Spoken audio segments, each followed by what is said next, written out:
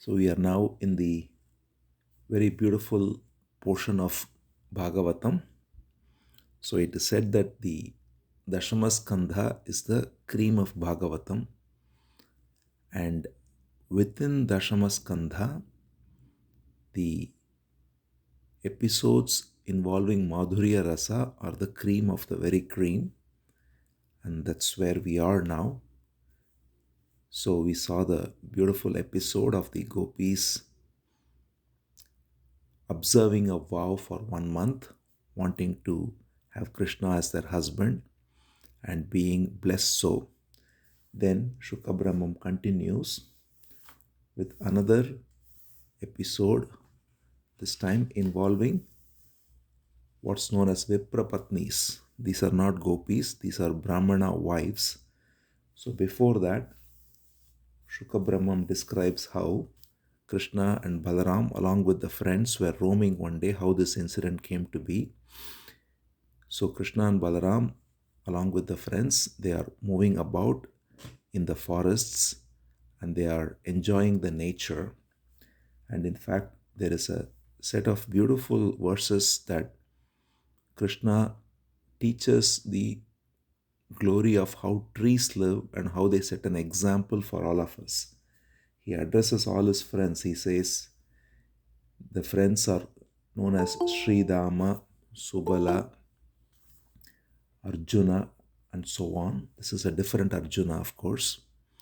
So there are many friends. He addresses all of them and he says, look at these trees. They are always living for others, whether it is storm, whether it is showers, whether it is sunshine, whether it is snow, we can always take shelter under trees. He says, Pashyataitan Mahabhagan Parartaikanta Jivitan Vata Varsha Tapa Himan Sahanto Varayantinaha. So the trees, he says, whether it is rain or heat or snow or storm, whatever it is, Vata, Varsha, Tapa, Hima, whatever it is, one can take shelter under trees. That's the nature of trees, and they live for the sake of others. It says, Pararthaika Anta Jivitan. They live for the sake of others. So Krishna says, therefore, to live in this way, like trees, is the most desired birth. He says, Aho esham varam janma sarva prani upajivinam. Sujanasya eva esham pai vimukha yanti na arthinaha. So he says, what a great blessing to live like this. One has to live like this. The trees are living for the sake of other pranis. They do not take anything for themselves. They give shade, they give fruits, they give leaves, they give their branches, and even if they are cut, they give wood for fuel.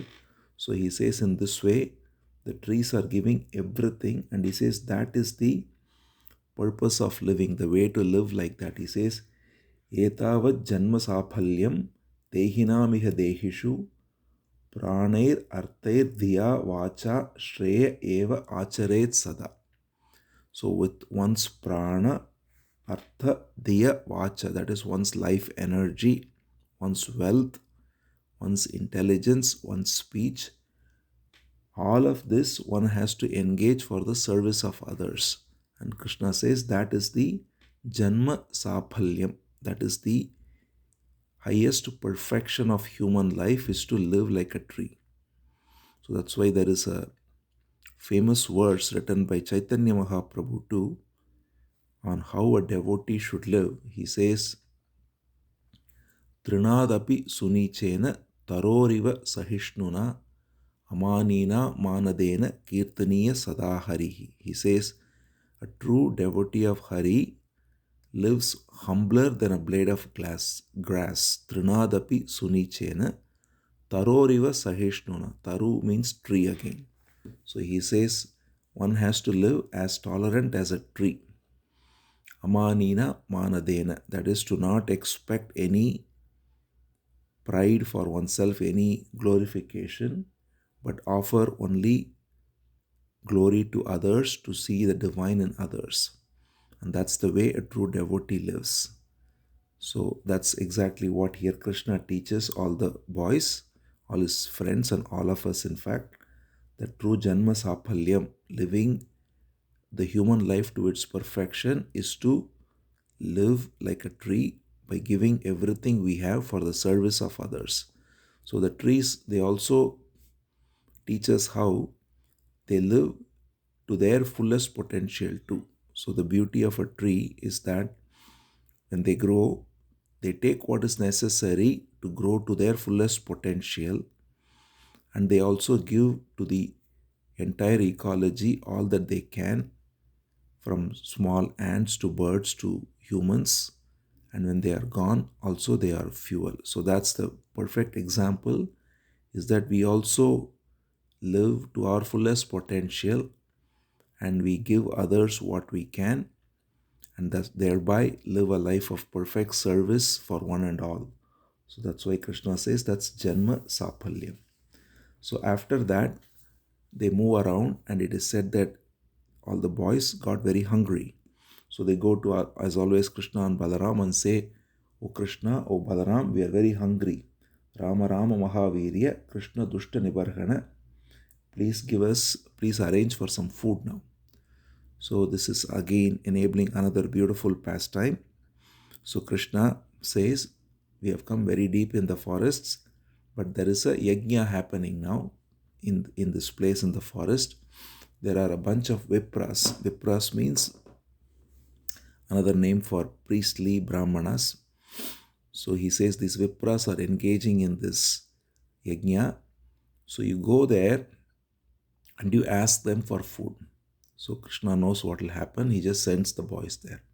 So the boys go to the Vipras. They are engaging in this Vedic yajna. And this yajna is a Kamya yajna. That is, it is part of Karma Kanda, which is meant for going to heaven and so on. So as we know, Vedic mantras have both Karma Kanda and Jnana Kanda. Karma Kanda is only for material benefits of various kinds and are very limited. Jnana Kanda is the ultimate teaching of pure wisdom and surrender. So that's why even in the Gita, Krishna says, Traigunya Vishaya Veda Nistraigunya Bhavarjuna. He says that portion of Vedas which speak only of the three gunas, you rise above it. Don't get caught in it. So here these Vipras are caught in it. So they are engaging in this yajna. And because that yajna is so important to them, when the boys come and they ask for food, they say, Krishna and Balaram have sent us and we are all hungry, and Krishna has asked for some rice and food. Would you please give us?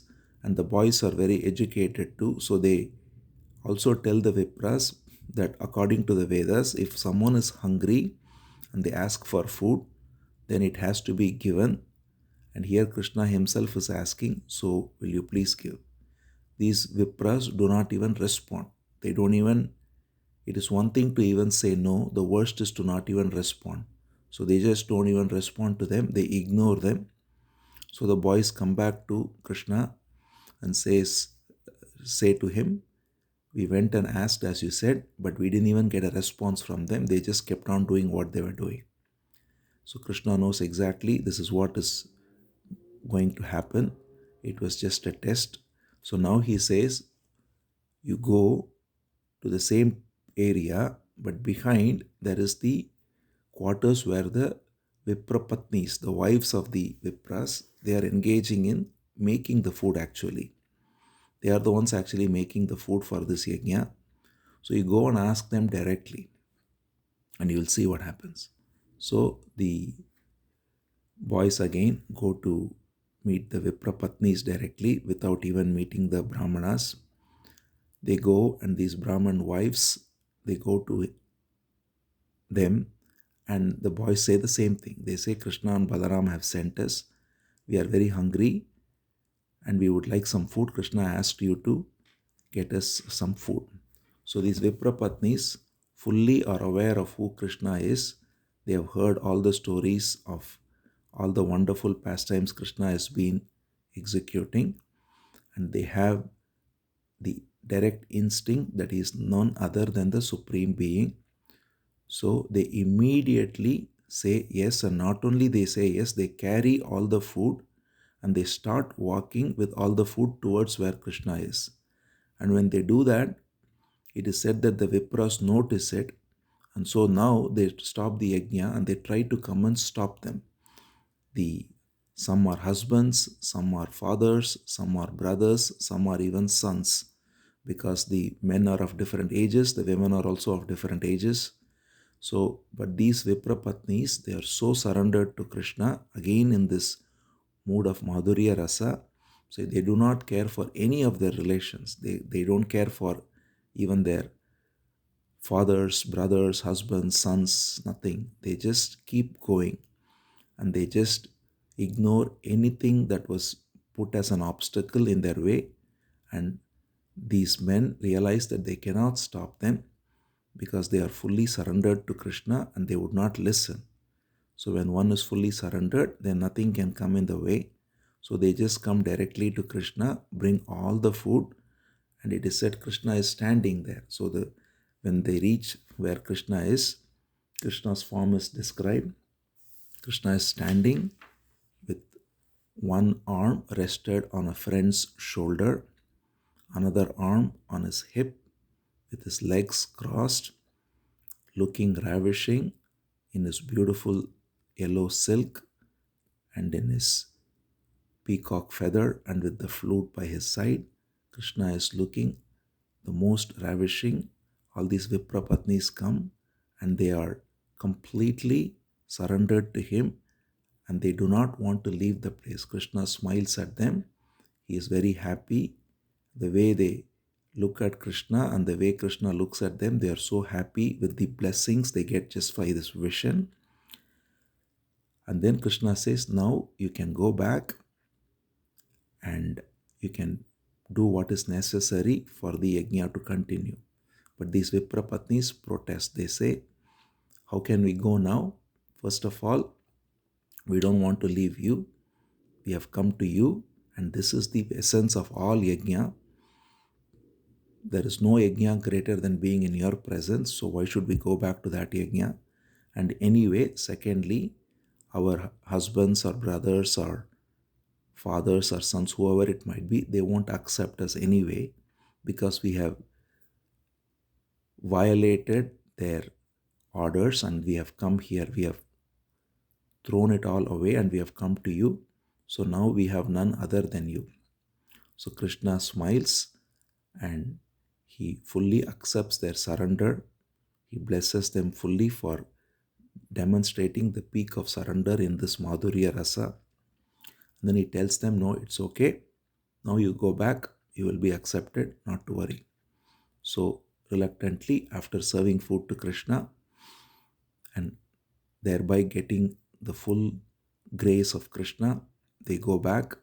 And just as Krishna said, the Vipras by now, they realize there is wisdom that has dawned inside their heart because of this episode. Seeing their women go away like this, seeing the power that pulled them that they have never seen before. So these Vipras, these wives or these women of their families who are such perfect women who have always lived according to the right way of doing all the yajnas and helping their men, the way in which they simply went away with such dedication and surrender, it literally shocked the Vipras, and that actually brought them to their senses, and they realized that this is truly the purpose of yajna. They were caught in this kamya yajna, in simply getting caught in identification with their body and looking for material benefits of various kinds. And in reality, the true purpose of yajna is only to surrender unto Krishna. So they offer their surrender unto Krishna in this way. And with this, They offer their prayers to Krishna. In their heart, they accept the women wholeheartedly, and thereby this episode of Vipra Patni ends.